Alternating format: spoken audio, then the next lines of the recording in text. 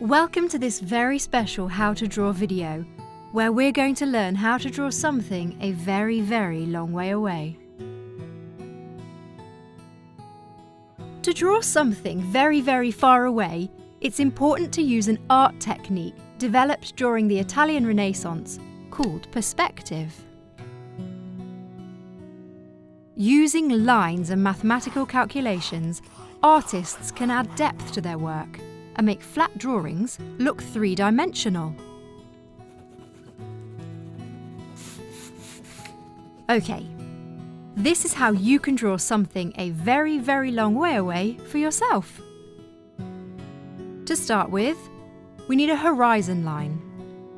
Using a ruler, lightly draw a straight line across the middle of the paper. Next, mark a point in the middle of that line with a faint cross. That's your vanishing point.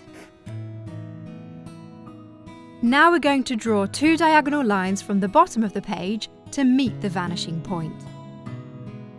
Here's one. Here's the other. Da-da-da!